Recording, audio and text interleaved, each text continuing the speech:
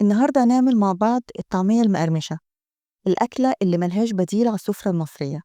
تعالوا نشوف سر القرمشة. أول حاجة ده كيلو فول مدشوش. أنا نقعاه من امبارح بالليل حطاه في مية عشان يتنقع. دلوقتي أنا صفيته وهنبدأ إن احنا نحط عليه الحاجات التانية. هو كان ناشف قوي، فطبعا لما بيتنقع وقت طويل يعني تقريبا 10 ساعات بيطرى قوي وبيكبر. دي راس توم كاملة، راس توم كبيرة، بصلاية كبيرة برضو هنقطعها عادي بشكل عشوائي مش بشكل مرتب لأنه طبعا هو كله هيتطحن. وعايزة أقول لكم على حاجة، إن هو أصلا بيتعمل بالكرات. أنا هنا ما عنديش كرات، يعني المكان اللي أنا فيه ما فيهوش كرات. فده دي كزبرة، دي 3 ربط كزبرة برضو جبتهم وغسلتهم وقطعهم بشكل عشوائي. بس أكيد لو في كرات هتبقى أحلى كتير جدا، وهتبقى طعمها فعلا أحلى ولونها أحلى. فأنتوا في مصر عادي ممكن تشتروا كرات، متواجد دايما في عند كل بتوع الخضار، لكن هنا أنا ما عنديش كرات. ف3 كزبرة، وحطينا بعد كده معلقة ملح، واحتمال هنزود تاني، احنا هنشوف طبعا بعد ما تطحن، هنشوف هتعوز تاني ولا لأ. نحاول نقلب كل المقادير مع بعض، هو عادي مش مشكلة تتقلب لأنه هو كله هيتطحن وكله هيبقى حتة بيضة وحتة فيها أخضر والخضار التاني، وبعد كده كله هيبقى زي بعضه.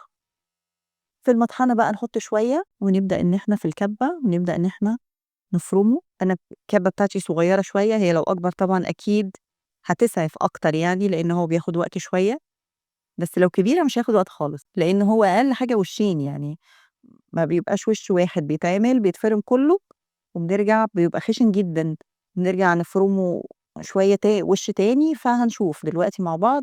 طبعًا هي بتبقى تقيلة أوي، لإن الفول لمّا بيتفرم بيبقى تقيل، فمعلقتين مَيّة كده على كل مرة نحط فيها الفول بالخلطة دي، نحط معلقتين مَيّة عشان الكبة تمشي وعشان تبقى سهلة، ما يبقاش تقيل أوي. بالشكل ده هنفرمه كله.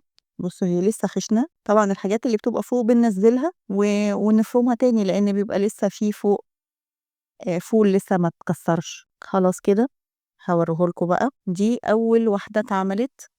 طبعًا هو لسه خِشِن، محتاج طبعًا إن هو يتعمل تاني، فإحنا هنعمله المقدار كله. هاعمل المقدار كله واوريه لكم كله على بعضه، وبعد كده هنشوف هنعمل إيه. لسه تقيل وفي قطع كمان من الخضار. كده إحنا عملنا أول وِش، خلّصت أنا مع نفسي بقى الوِش الأول كله، وزي ما أنتم شايفين لسه طبعًا في حبيبات صغننة من الفول، وأوقات بيبقى في خضار باين، فطبعًا كل ده مش هينفع، لازم يتضرب وِش تاني، وبعد الوِش التاني هاوريه لكم أهو في حبيبات فول هاوريه لكم، وهاقول لكم على سر كمان مهم جدًا. والمَيّة تقريبًا نُص كوباية المَيّة اللي كنا جايبينها تقريبًا خلصت، في منها معلقة أو 2. هنبدأ بقى دلوقتي نعمل الوش التاني بنفس الشكل، هنحط شوية ما فيهاش مَيّة بقى، لإن هو خلاص كلّها بقت شوية مَيّمَيّة، لإن نزّلت كل المَيّة اللي فيها، الفول على البصل على الحاجات نزّلت المَيّة، فمش محتاجة مَيّة. ده الوش التاني بقى ناعم نسبيًا، هو ده حلو جدًا بالنسبة لي، ده أنا باحبه كده، يعني أنا عن نفسي مش هاعمله وش تالت. ده بقى يخلّيها crispy أوي ومقرمشة. لو أنتم حابين إنها تبقى أنعم من كده، ممكن تعملوها وِش تالت، لكن أنا باحبها كده جدًا، بتبقى crispy أوي ومقرمشة أوي، وبنحبها إحنا في البيت كده. هي كده تحفة. هنبدأ بقى أنا حطيت على فكرة فيها نُص معلقة ملح تاني، لإن لقيتها لسه محتاجة ملح. هنعمل تيستة دلوقتي، نقلي شوية يعني، خدنا شوية صغننة، والباقي طبعًا بيتشال في أكياس، باحطهم في أكياس تلاجة وأبطّطهم وأشيلهم في الفريزر شهور، مش بيحصل لها أي حاجة. دلوقتي إحنا حطينا عليها نُص معلقة كزبرة، مهمة جدًا إنها بيتحط لها كزبرة ناشفة. نبدأ نضرب يعني عارفة كإنِّك بتضربي بيض، نضرب كتير أوي عشان يدخل لها هوا وتبقى مهشهشة شوية. برضه الخطوة دي مهمة جدًا إنِّك تضربيها. في الوقت ده ما كانش التليفون بيصوّر مع الأسف. اللي أنا عملته إن أنا بعد ما حطيت الكزبرة وضربتها كويس أوي، حطيت عليها نقطة صغننة جدًا كربوناتو، اللي هو بيكربونات الصوديوم، اللي إحنا بنقول عليه في مصر كربوناتو. ممكن إذا ما فيش تحط اللي بيتحط في الكيك اسمه إيه، baking powder، حتّة صغننة baking powder. أوكي. وعايزة أقول لِك إن أنا عاملة كيلو، الكيلو ده بيتحط عليه تقريبًا ربع معلقة صغيرة بيكربوناتو، اللي هو الحبّة اللي أنا عملتهم دول حاجة لا تُذكر. وبيحطّي حبّة صغنّنة أوي لو هتعملي مقدار صغير، عشان ما تنفش أوي وتبقى مش حلوة. فإحنا في الوقت ده أنا باقليها، طبعًا حطيت على وشّها سمسم، الشكل بيبقى حلو جدًا بالسمسم والطعم طبعًا بيبقى خيال، زي المطاعم اللي أنتِ بتاكليها بتاكلوها برّه.